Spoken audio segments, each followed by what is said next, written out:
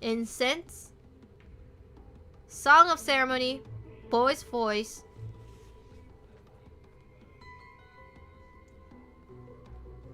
Pain.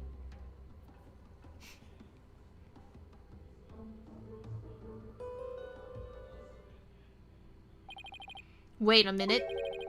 Her benevolence said after the morning dance of devotion earlier, didn't she? Isn't there something off about that?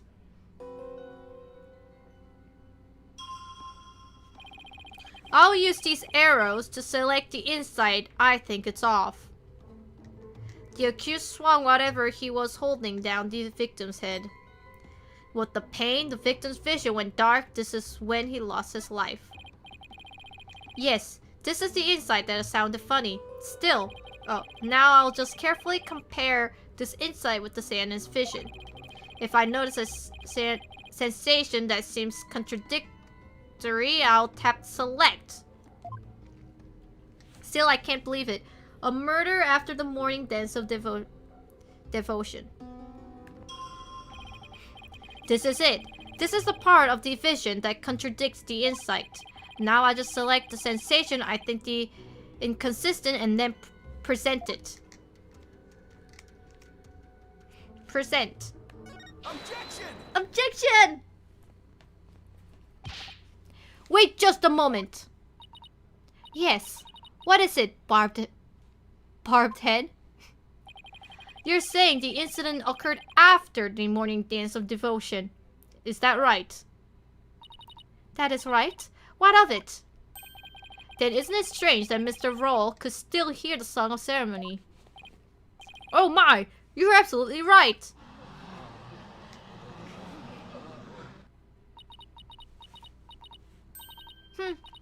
Is that all that troubles you? Huh? What the victim heard was just a practice run of the song of ceremony. Practice run? What are you talking about? Mr. Payne, if you would. Certainly! Allow me to explain. The incident occurred in the interval between the morning and afternoon dances. During that time, the singers were practicing in the performance hall. Precisely. I was there as well, so I can corroborate this statement. I see. So what the victim heard was that practice session. There goes my contradiction. Okay, so they were practicing in this performance hall.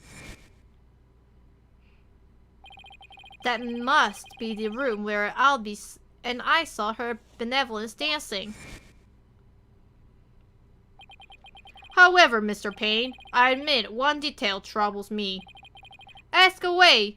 Ask away, Your Majesty.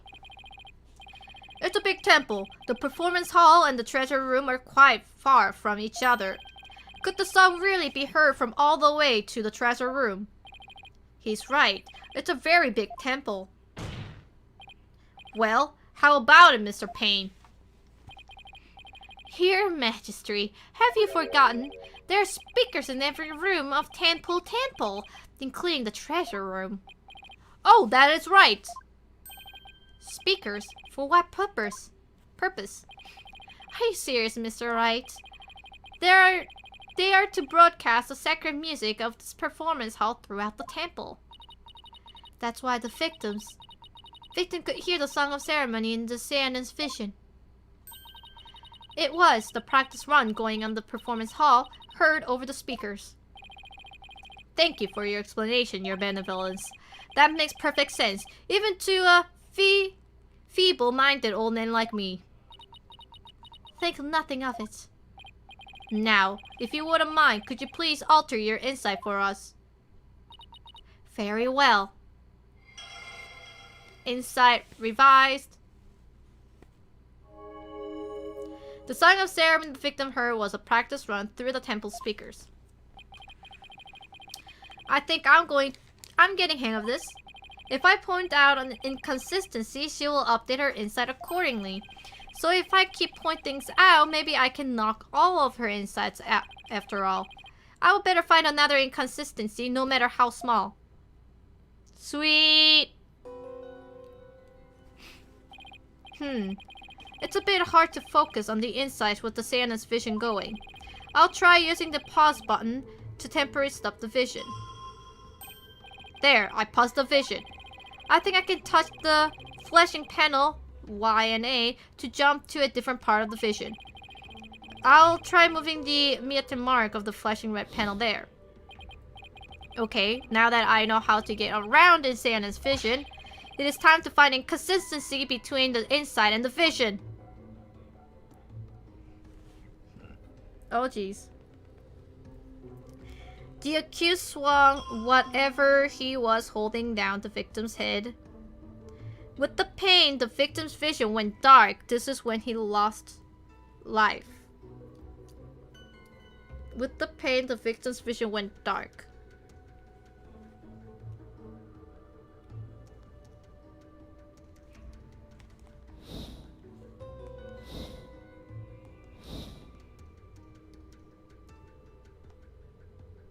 The vision is already dark and there's no pain.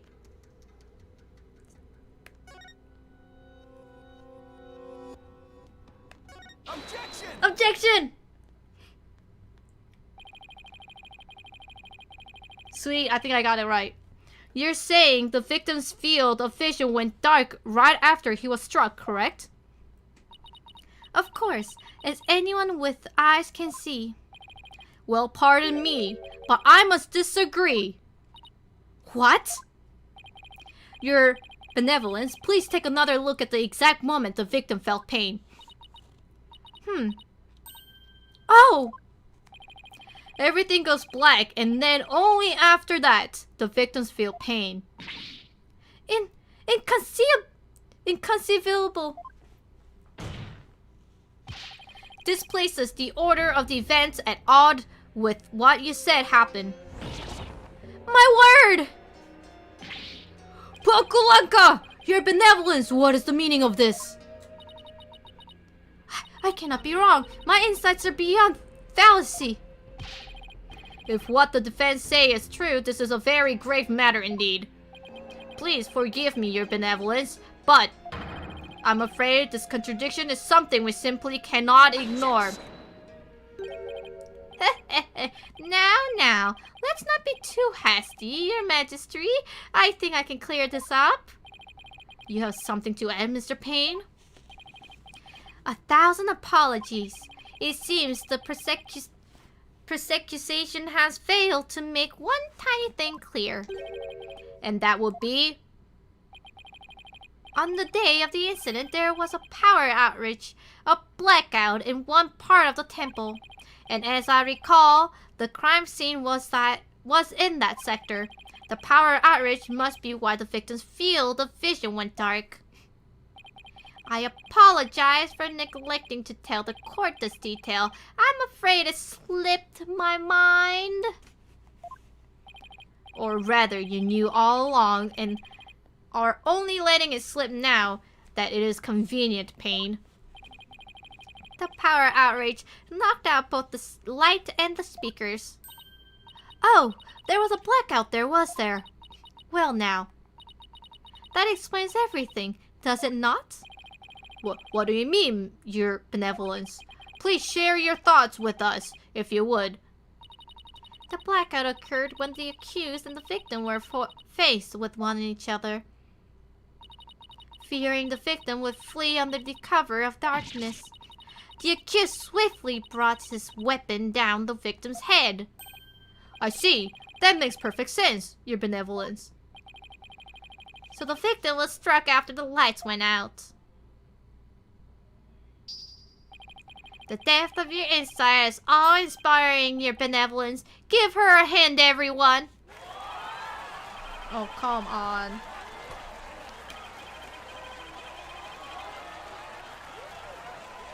Hey, I want to live long and prosper too. Enough applauses. You flatter me. Now, your benevolence, inside of this new information. Also, are you seeing this light reflecting I'm like, my face is glowing right now. Yes, of course. I will alter my insight.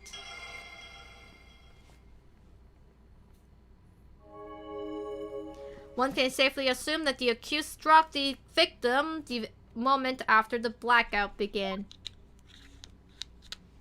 The song of ceremony of the victim heard was of a practice run through the temple speakers.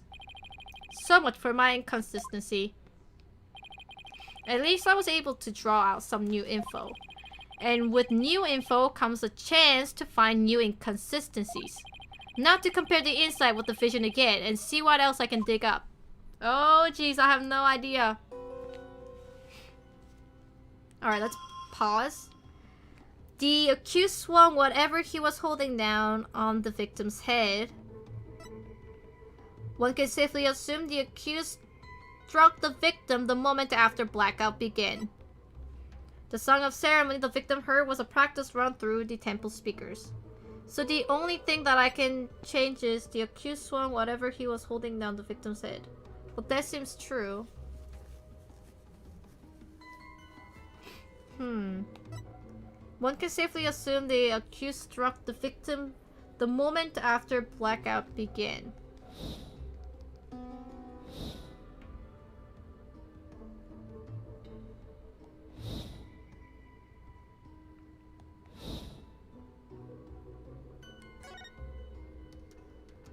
Pain.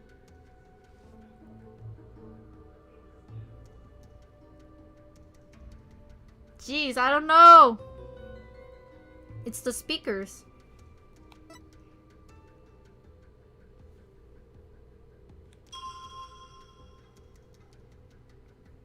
Boy's voice.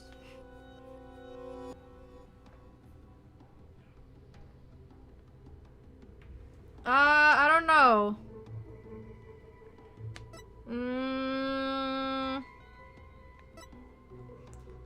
Around noon, his head showed sign of being hit with a blunt object.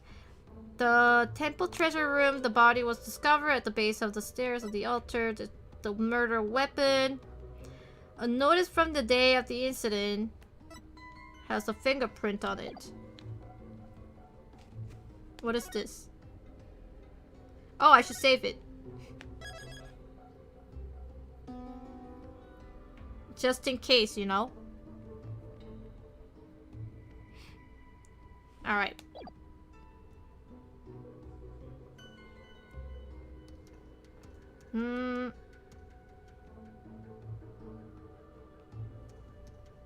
Wait, if there's a power outreach, how would there be...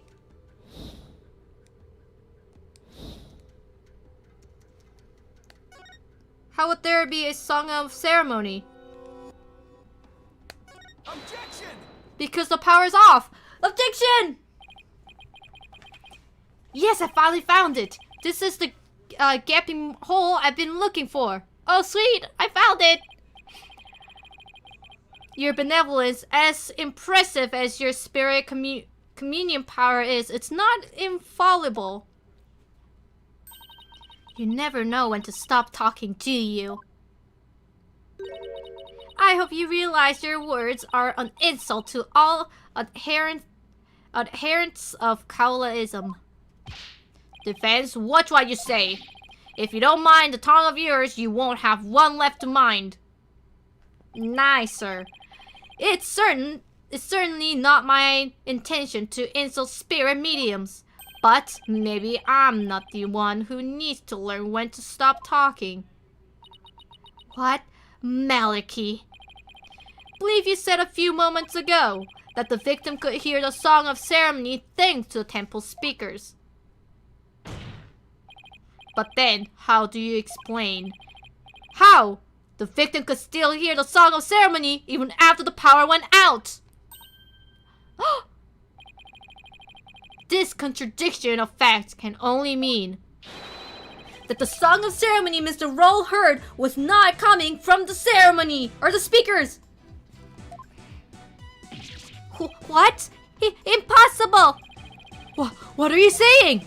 That the song he heard was coming directly from the performance hall? Yes, That is exactly what I'm saying. It's the only possible explanation. But the scene of the crime was nowhere near the performance hall. Right. The song could not make it all the way to the treasure room. Not unless... You mean to say... Yes, the treasure room was not the actual scene of the crime. It must have been somewhere else. Somewhere closer to the performance hall. Whoa! You can't be serious! There's a glaring contradiction in the claims of her benevolence and the persecution. Therefore, the defenses insist that this case be thoroughly re-examined. What? No! This is completely unprecedented. An inconsistency in her benevolence's insights. Unbelievable. He not his forethought, you magistrate. These are but the claims of a corrupt lawyer, a feeble ruse from a feeble mind. Feeble mind. But the contradiction revealed by the defense is undeniable. We can't just turn a blind eye to it. But the defense assertion is, in the end, meaningless. Even if the location of the murder turned out to be different, it doesn't change what we've seen the moment of the murder. Indeed, the accused is standing right there in front of the victim. Furthermore, the murder weapon remains raised above in his head. The inside still stands. I have to admit it, but she's right. The CNN's vision still make the situation look really grim for Albie. I doubt even the defense can dream up on an explanation as to why. The accused had his hands up over his head. Well, this defense dares to dream of making it out of this nightmare alive. You what? You still insist on trying to tear down my insights, do you? You'll better be prepared to back up your claim. Remember what will happen to that tongue of yours if we find you are just wagging it. Of course, I can back up my claim, just as soon as I think of something. You appear to be fully prepared, defense. As the embodiment of the court, I give you permission to try and prove your claim, as long as you're willing to stake your life on it. I conquer your majesty. Prepare the tongue of shears. Chop chop! Chop chops? Yes, let's have the bailiff fetch them. I think I saw a suitable pair in the basement. Chop chop. Stop! I hear that lying liars have several tongues to spare. I'm sure he won't miss one. Yikes, these people are actually serious. I'm rather attached to my tongue. Think, Phoenix, think! Other than to raise a weapon, why would Albie have held his hand up like that?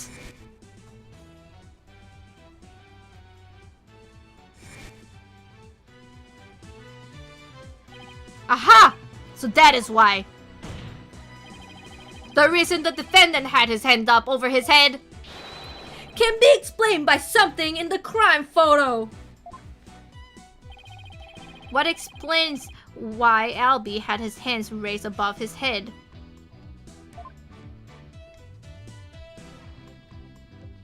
Gone? Go.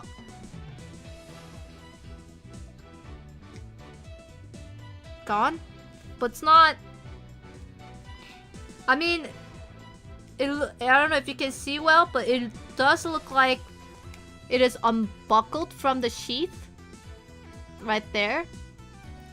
So I would say gone. Percent. Take that! As in the CNN's vision, I witnessed the defendant raise both of his hands over his head yesterday. You did? Where did you see such a thing? When the police had their gun trained on him as they made their arrest. Oh, are you saying? The victim was a security guard, and an unarmed one at that. The defense purposed that the victim had pointed his firearm at Albie. And that is why the defendant's hands were raised in the air.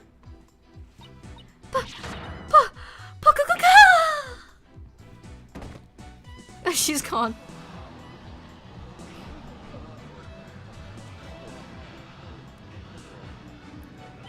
Who would have thought the Samson's vision could be interpreted that way? This is not possible. It can't be. Not bad for a total knockout. Sweet. Sweet. I feel so good right now. Treacherous snake. Jiruke? Who's that? No, I can't believe it.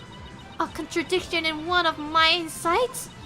There has to be some kind of mistake. I won't accept it.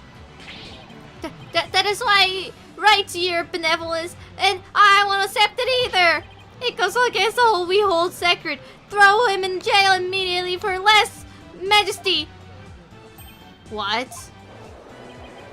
Yeah, you said it. Throw him in jail. I'm just raising my roof though. Oh, these people are definitely not my fans right now.